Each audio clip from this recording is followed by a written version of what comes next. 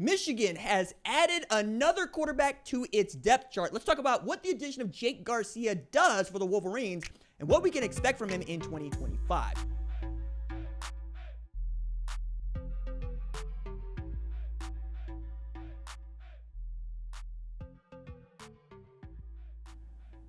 What's up, kinfolk? It's RJ Young. I am not on the stat mill. If this is your first time watching Adapt and Respond, thank you for joining us here. We talk college football year round. If that is something you're into, go ahead and hit that subscribe button, like this video, and answer the question in the comments below. Do you believe Jake Garcia is going to see significant snaps for Michigan in 2025? I got an answer for this. I also want to remind you, we have an audio podcast on Apple and Spotify. And for those that are willing to go there, subscribe to those shows on Spotify, Apple, leave a 5-star review, I am willing to put this sticker in the mail to you. All you got to do is go there, fill out the forms. Fill out the reviews, leave the 5-star review, copy and paste that review into the form in the link in the description below.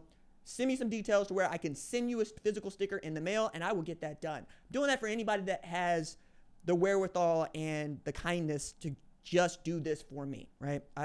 Subscribing to the channel, subscribing to the Apple Podcast, subscribing to the Spotify. I can't ask for more than that, guys. Like, that's everything to me. So I appreciate those of you that have already done it, and your stickers should be arriving anytime now, as I put them in the mail last week, and I got another batch where we might be doing another, chill out, fill out some envelopes and some stickers, and see what we can do. I enjoy doing that with you guys, and we'll see how that goes the next time. Jake Garcia is joining up at Michigan after stops at Miami, Missouri, and East Carolina. This dude has basically had the JT Daniels journey as a quarterback. Now, for JT Daniels, it kind of ended well, right? Championship. Also ended with him needing to medically retire. This was a 5-star quarterback that started out his career at USC. Well, Jake Garcia starts out in Whittier, California, but ends up playing a little high school ball at Grayson and then Miami.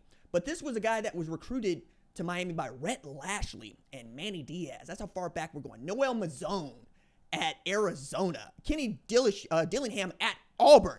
That's how long Jake Garcia has been around. Played 6 games last year, played pretty well. He's got a perfect 1-to-1 TD to INT ratio and is a top 50 247 sports composite recruit. By anybody's measure, this is a great second, third string quarterback on your roster. This is a great guy to have behind your star in Bryce Underwood. You've also got Davis Warren, who's coming off an injury. You got Mikey Keene, who's coming off an injury, and you got Jaden Davis. So you went through spring ball with just 2 quarterbacks. You need to have 3 that you know can play and or healthy. Now you got 4. I think what Jake Garcia is going to do is occupy the Alan Bowman spot. The Alan Bowman spot, for those of you who are uninitiated, is the one Alan Bowman got to play on a team that was playing for championships at Michigan. Alan Bowman started out his career at Texas Tech, ends up transferring to Michigan, ends up with 2 master's degrees for his trouble, not bad. Then goes to Oklahoma State, plays a little bit, plays decently well, has a decent career. It's also a dude that had been injured, not unlike Tyler Shuck a couple of times. But I think all in all, it's a pretty damn good quarterback. You just never needed him because you had J.J. McCarthy. And I think the way in which Sherrone Moore is building up this depth chart is not unlike the way that Jim Harbaugh did the same. And with a new offensive coordinator, Chip Lindsey, you also want a guy that knows from offensive scheme and perhaps can act as something like a mentor to your quarterback room. All things considered, I think this is a great pickup. I just think the timing's kind of odd, right? Because we're talking about June 16th when a quarterback has committed to transfer to a place like Michigan, which, by the way, is still, and they'll be the first people to tell you, not the easiest place to go get a degree. Right? I remember Dax Hill going to Michigan and what that summer leading up to his freshman year had to look like. And this is for all the players and all the athletes at Michigan. But even so, right, let's not pretend like getting any sort of post-degree work, master's degree work is going to be simple. I'm also going to add in here, Jake Garcia might see snaps.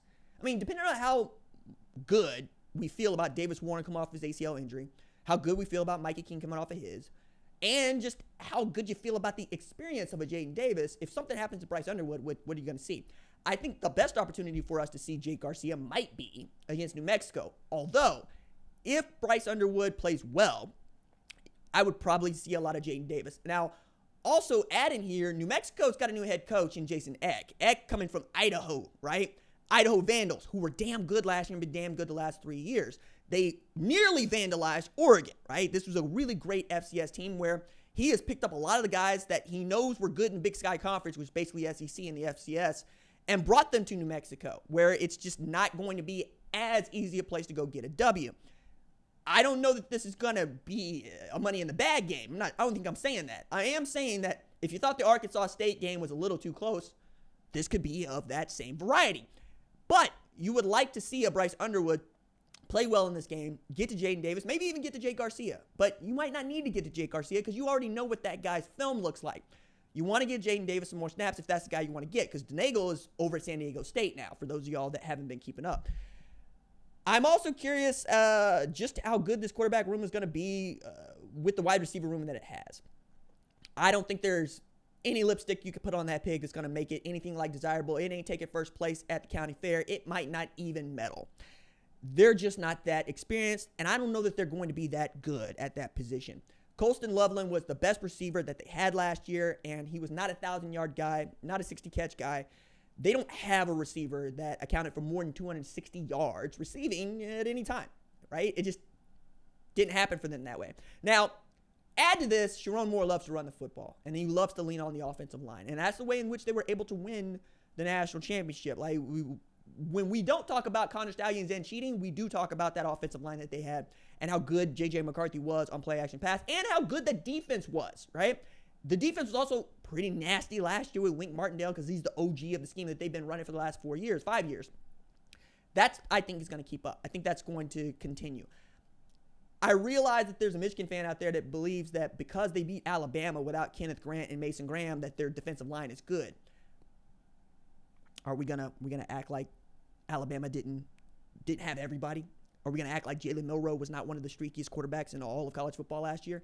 You know what else we're going to act like? Like you got Justice Haynes, right? You got Justice Haynes in the backfield with Jordan Marshall. Yeah, I think you're going to run the football a lot. And I don't know that Chip Lindsey's going to have a guy that can go for 4,000 yards, but he doesn't need to. He needs a guy that can get them out of trouble. Again, J.J. McCarthy had a great arm and great wheels.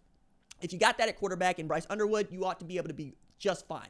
It's about the inexperience that might be the impediment to his progress. It's another reason why, again, you have a guy like Jake Garcia come in here to see what you can do. Again, I think it's a great pickup. I really do. This is no shade to Michigan at all. I think Jake Garcia is serving a need, which is exactly how you're supposed to build a roster.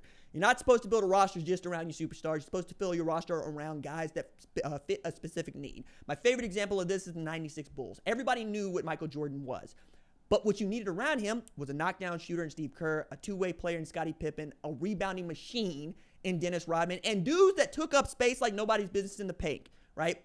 And you got some of that in Bill Wellington. A little later, you got that in Luke Longley. Again, does your team become one that can win championships, not just a bunch of superstars? Now, if you can build a bunch of superstars, you go do it, right? You do. But that hasn't been the way in which we've seen many of these teams win. Ohio State won last year because it was good on both sides of the ball, and at superstar positions, they got superstar play. The offensive line at Ohio State was the one where you could go, damn, are they going to be okay? They lost 3 starters on the offensive line, still won the national championship. I think this is the equivalent, right, for Michigan. We're filling the need. We know that if we got to go to this guy, he's going to be able to help us. Unlike last year, when they essentially played the game without a quarterback and still managed to beat teams like Ohio State. Again, Jake Garcia, good pickup for them. Journeyman quarterback, sure, but SEC experience, ACC experience, and Group of 6 experience. He's going to bring a whole heap to this offense. I think he's going to help you be a better football team.